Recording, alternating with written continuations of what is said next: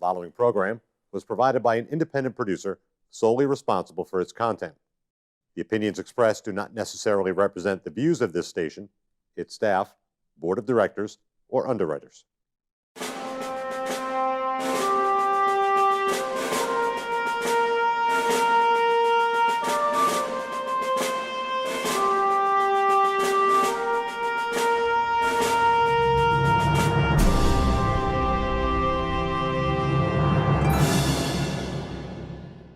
Hello and welcome to Perspectives. My name is David Schoneman. I'm your host on this program. On today's show, we're going to be discussing in more detail the effect of the New Hampshire state budget on local cities and towns, particularly Nashua. Now, this is the second show in a multi-part series. First show was done a couple weeks ago. It was on People's View when we had guests speaking about the effect of the budget in a general sense. But today we're going to take a closer look at what's happening with revenues and downshifting, not of costs, but of revenue benefits to local cities and towns, particularly Nashua. With me in the studio today to talk about that is Carl Seidel and Senator Kevin Avard. Welcome to both of you. Thank you very much for coming in today. Thanks for having us. And we are talking today, kind of following up on what you gentlemen spoke about on Carl's show, People's View, a week or two ago. And we want to take a look at what the state budget has done or what it's doing for the city of Nashua in particular. We're facing an election year this year, and there's a lot of talk about big tax increases coming into Nashua, and there's a lot of blame being put on the state for those tax increases. And as a former alderman, as a concerned citizen, and you gentlemen, I think, are in the same position, we want to make sure we clarify the record on that, because that's not what's happening here. So we have good revenues, my understanding, in the state this year, and we have a budget that's complete, and we're actually getting some benefit downshifted to the city of Nashua in terms of real money. If we talk a little bit about, let's say, rooms and meals tax. We hear a lot about rooms and meals tax, and it's a tax that's collected if you buy a cup of coffee at Starbucks here in Nashua at Exit 6, or you stay in a hotel. This tax money goes to the state, and here it's a hotel or a coffee shop in Nashua. What happens to that money? Well, now some of it's coming back here, and more of it than it has in the past. Tell us a little bit about that. Well, with the meals and rooms tax, we actually lowered the tax itself, number one. Oh, great. It's down to 8.5%. I think we wanted it down to 7% a few years back, but it was a compromise. Democrats voted against that. What we've done with SB 99, Senator Ricciardi's bill, basically that money, which was designated to go to the municipalities, has always been robbed. You know, it was earmarked to go to municipalities, but at least half of it. Here's play money. Here's this, and over the years, they just kept stealing from Paul to pay Peter, or vice versa, using that fund. So now there's a dedicated fund, specifically so that not all the money, but all the money that is earmarked will go to the municipalities. The one that was set up and originally is going to happen. Yeah. And now it's going to be guaranteed lockbox type of thing. It's almost a lockbox, so that we can't go back in and say, okay, we got a shortfall here, we got a shortfall there, let's take from this and that. So there's some real money coming back, say, to Nashua. The numbers are actually rolling in, not as quickly as we want, but with the meals and rooms, I believe it's 1.5 or 1.7 million dollars will be coming to Nashua this year, or in fiscal 2022, and then 200,000 increase on top of that in 23. So the 1.5 million that's coming in fiscal 22, that's 1.5 million in addition to whatever there was the previous year. So it's an increase in revenue to the city of $1.5 million. Yeah.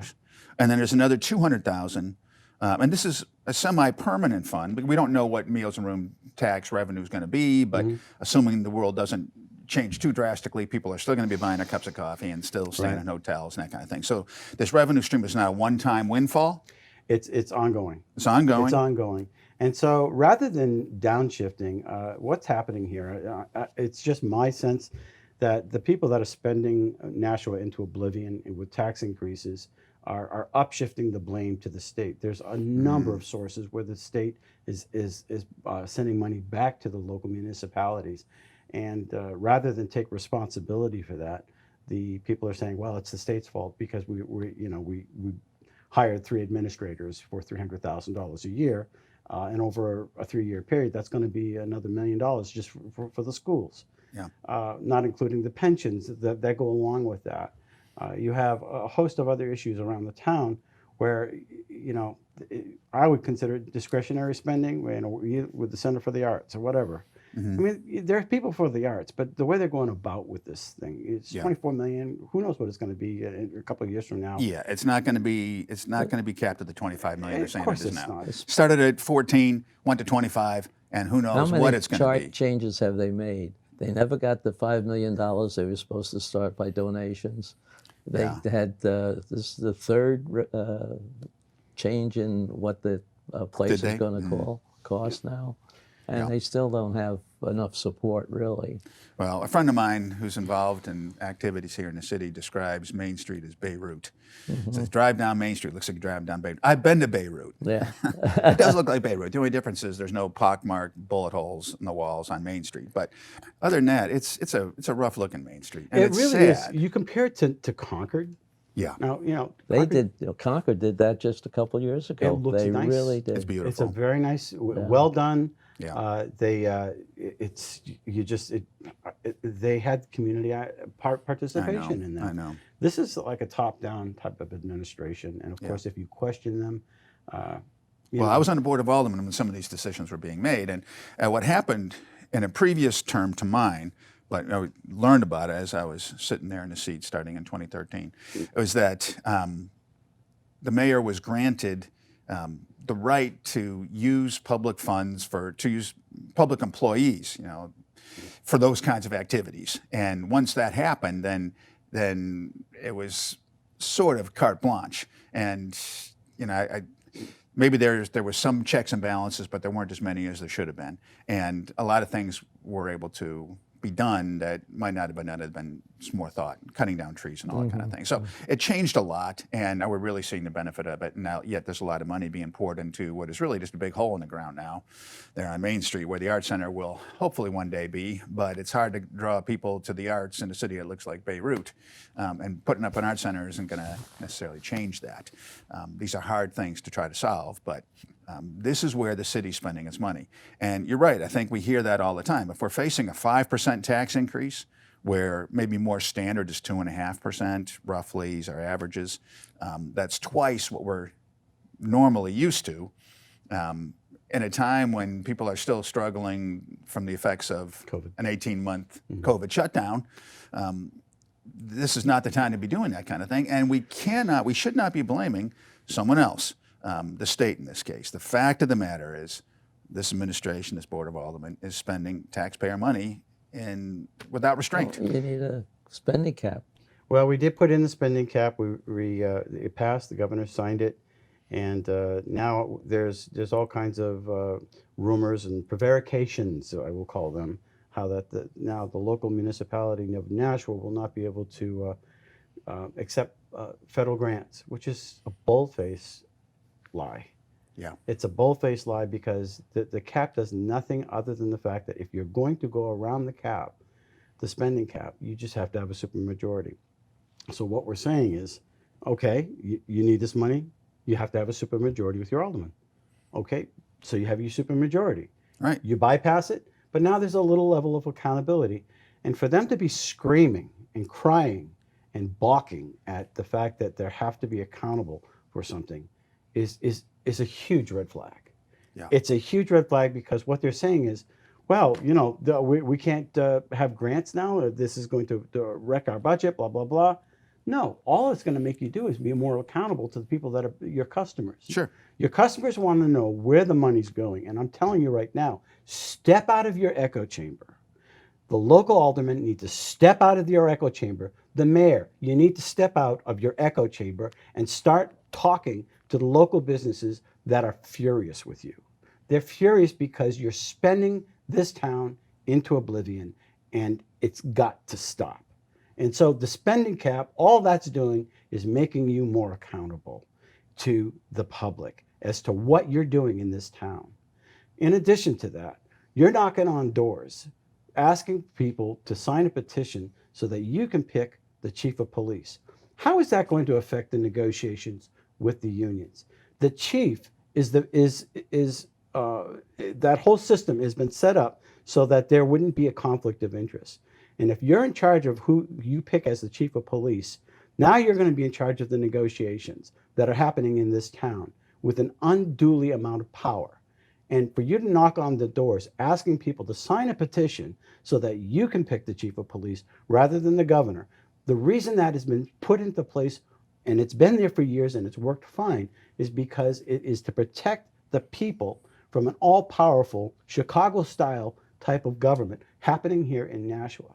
And that's got to stop. And I'm telling the people in Nashua, don't vote yes on this, because this just gives you more power to raise their taxes.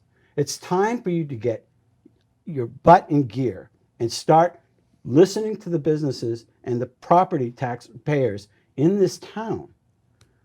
They're tired of paying high property taxes, and they're tired of not having a voice. And the people that do speak up are in fear that they're going to get railroaded and they're going to get drowned out by a bunch of hate mongers in social media because they're speaking out, or being or fear of being arrested or slandered. And it's got to stop. This is a great town. I grew up in this town. I love this town. This city is my city. I grew up here, and it needs to get back to where we're working together with our neighbors, and not in fear of whoever's in power, because we have a different of opinion, and there are differences of opinions here in Nashua. So the spending cap, Carl, was there just to add more accountability. It's worked for years. You said when you were an alderman, the grants were still coming. We had plenty of grants. We were approving the incoming funds for grants all the time. I will tell you this, as an alderman too, what I experienced is there's an awful lot of bluffing. We'd like to think that there's honesty and truth all the time, but there were a lot of things that were being said that the speaker knew, I believe, that they were false. Speaker. What's that? With the speaker, you said. Whoever was the speaker, where there was in the Aldermantic in the Aldermantic horseshoe, whoever was the speaker, there was a lot of bluffing, I think. And if it was said with a certain amount of authority, then the belief was that it's not going to be challenged, because a lot of people don't want to look into the rules or look into the history and look into what the law really says. And if someone said this is the way it is, even if they knew they were not telling the truth, it's a lie. A softer way to say it is that they were just bluffing. There's a lot of bluffing going on. There's a lot of rejection of accountability too. They don't want the accountability. Well, in the last couple of years here, that those Aldermanic meetings were just boom, boom, boom. Yeah. No real discussion. Yeah. Well, the Aldermanic Chamber in 2017, the composition of the Board of Aldermen went really just Donches's way, just single party, single thought process, loyalty, and that was if you signed up to be loyal, then you were fine. And there's one, maybe two voices occasionally that are contrary, but not nearly enough. I was surprised that they did overturn the mayor's veto, though, on that police cut.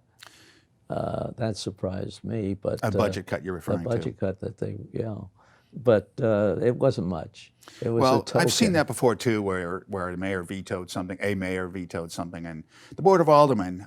It's not fair to lay it all at the mayor's feet. The Board of Aldermen loves to spend this money. This Board of Aldermen does, and there are people that have been there for a long, long time, and their patterns of spending, their patterns of votes are long established, well established, and it's never a surprise to see that they want to spend more. It's just kind of what they do. So I think anyone who's looking to run this year should get involved, and was planning on voting and how they're going to vote should think carefully about it, because there needs to be some accountability here. Well, the other issue you brought up on the commissioners, I think the people ought to know that fire department and the public works department, their units have elected. Yes, my wife is one of the commissioners on the Board of Public Works, and I think that you're right, though, about the concentration of power. This is a very dangerous thing, and it's interesting that this maneuver, or this political move, came in the wake of those 2 arrests at City Hall for people who were speaking up. And I think that there was some pushback against the police. Clearly, it looks like with the time that elapsed from the person being at City Hall in the first case, and then being arrested a week later, there was some phone calls were being made, pressure was being applied, and then an arrest is made. And it wasn't too long before that. And no crime was committed. And no crime was committed.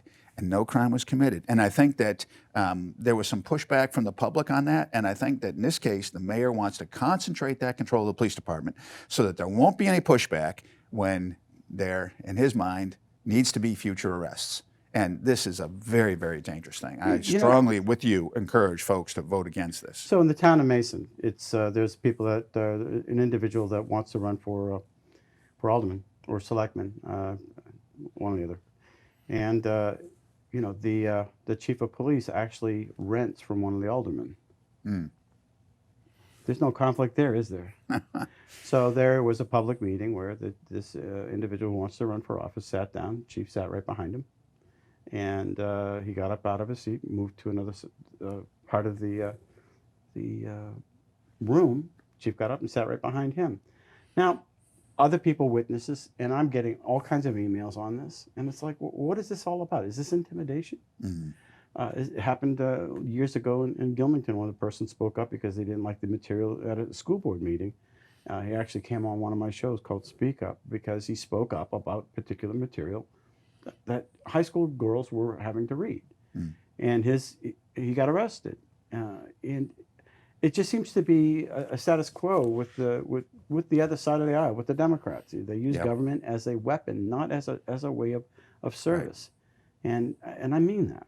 They use it as a way of shaming you or putting you in your place. Control and if intimidation. You speak up. Yeah. Look, we have the right to speak up. You have a right to be to the extent.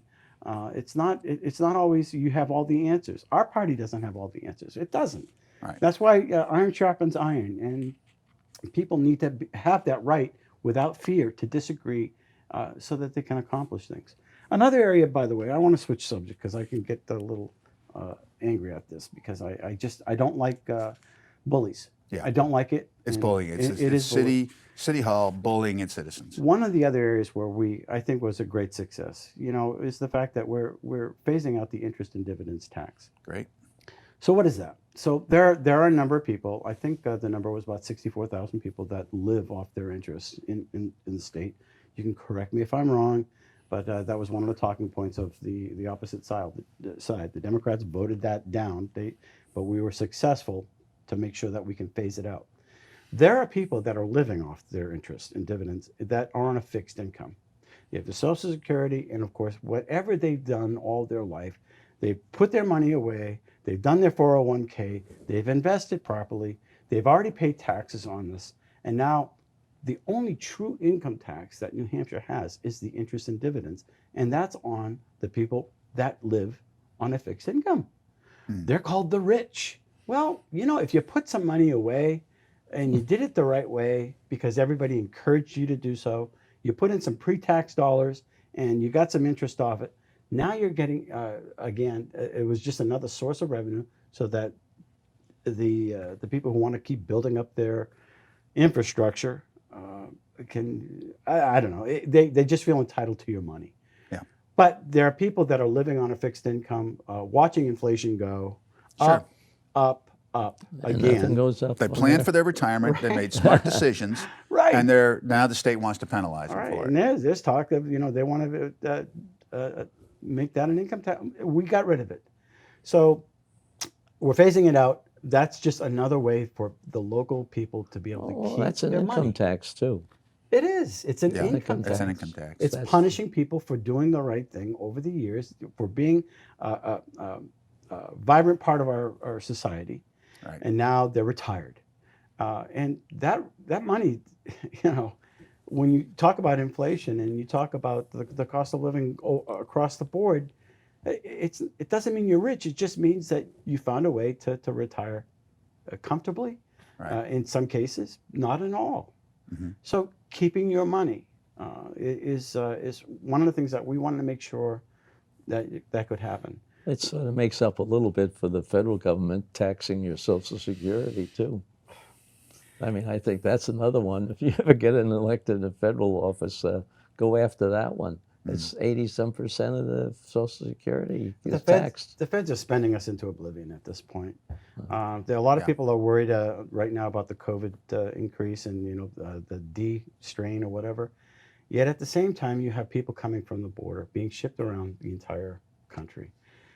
People that are not vaccinated for measles, mumps, chickenpox, the whole host, and COVID. Now they're spreading this and putting it in our communities. They're telling people, mask up again, make sure you're vaccinated, but they're not making sure that these people are vaccinated, Yeah. putting our communities at risk. For political gain. There appears to be, and I don't know what's in their heart. I don't know what they have in their mind, but in the process of trying to help these people that are coming in illegally, they're hurting the American people. Yeah. And you're not seeing full disclosure on this. So we get emails. Again, people are worried. Nashua Airport, Utah, everywhere around the country, you're hearing people are being imported from the border. So what's going on? I mean, it's not a conspiracy, but it sure isn't wise. Right, and it's really impossible to believe what someone's telling you from government, I think, and Or the media. that's a big problem right now too. So if they say there's no one coming into New Hampshire, can you really believe them? I mean, they've lost credibility with the folks at home, Right. and I think that's a huge problem. School choice was another one. I think you had mentioned Carl, and, Yeah. And that's a win for the kids. Number one, the people of the state should not be held hostage to one form of education. Right, because we're not the same. We're not the same. We are individual as your thumbprint. Everybody has a different way of learning, and giving the children that are not excelling in the traditional public schools, they can go to these charter schools, which happen to meet certain kids' needs at a fraction of the cost. Yeah. And Excellent results at a fraction of the cost. Excellent results at a fraction of the cost. And they're getting awards here at the Micro Society. You've got the Science Academy, which is nationwide recognition for the product that they're putting out. And again, they're doing it at a fraction of the cost. Those savings should be going back to the taxpayers, but they're not. And then you have the other side that says, well, we're hurting the public schools. The charter schools are public schools. Yeah. And they're doing it at a fraction of the cost. The traditional public schools are still getting a stipend for some of the monies that are coming in so that the infrastructure can continue. Not everybody is special needs. Not everybody needs to be a huge expenditure for the public schools. So those savings should go back to the taxpayers. Nobody's talking about the thousands of people that are actually homeschooling, bearing 100% of the cost of the education, transportation, food, the whole 9 yards, still paying their property taxes. Where's that money going? Because the school is still getting the money for those children. But there's hundreds of thousands of dollars that are being saved locally by those that are bearing the brunt.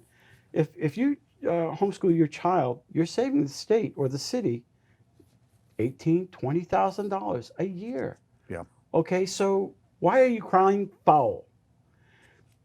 These things are, after a while, you're getting all this misinformation out there as to how we're damaging schools by making sure that the kids are truly educated. Come on. I think that the people ought to go and see while the kids are educated there. I never saw a happier group of kids in school than when I went over to the science. Yeah, I was very impressed with that too. The tours that I've taken over there, they're learning, and it's not a palatial environment at all. No, it's I mean, not. we have good school buildings in Nashua. We don't have good school performance in Nashua, not commensurate at all with the amount of money that's being spent compared to what the charter schools spend and the results that they get. But we do have good school buildings. But the kids, I think, are enjoying it, and as they enjoy it, they're learning more. Because if they're not, then they're not going to be learning. Right. And they're taking courses that are college grade. Sure. Yeah. And so a lot of the misinformation is because there are people that are threatened by the fact that there's independent living here in Nashua. There's live free or die spirit. There's people that want to speak up without They don't want control. They don't want people taking away some of their rights. Exactly. And if we don't speak up now, you're not going to be able to speak up later, because you're going to be surrounded by individuals that do not want dissent, Right. that do not want, if you speak out against them, you're going to be ostracized. You're going to be socially tagged. That's right. That's right. And it's happened. You can look on any social media. If anybody's spoken out, you'll see. I watched a Board of Education meeting where a guy named Ray is completely telling people at a Board of Education meeting not to vote for an individual, using that platform to say, don't vote for Alicia Houston, and extremely disrespectful. Yeah. Throwing her under the bus for something, and yet using it as a political platform. That's all he gets. Yeah. Not even a slap on the hand. Very crude, and it's time to go. Yeah. I think it's time to make some changes with some people that wanted to help the kids rather than worship the institution. Well, that's the kind of thing that happens here. Worship the institution. It reminds me of comments that we've heard over the last number of years about the swamp. What I've discovered is that the swamp is wider and deeper than I ever imagined. And that's what's going on. I think it includes many of those folks on the Board of Education. I think Alicia Houston and others who want to go in there and make some changes for the positive, for the parents and for the students. Those are the folks we need to get in there, because the others, I think, have been there too long and are causing a lot of problems. Gentlemen, I see that we're out of time here, but I want to thank you both for coming in, and I want to thank you for tuning in, too. Again, my name is David Schoneman. This is Perspectives. And Perspectives, the TV show, is now part of the People's Voice Network. People's Voice Network. It includes shows that are hosted by Carl Seidel and by Senator Avard. And I hope you tune into this show and all its episodes and the shows that these gentlemen put together too, because we are trying to bring your voice into the public square. That's our job, and we hope you've enjoyed it. Thank you for tuning in, and we'll see you next time.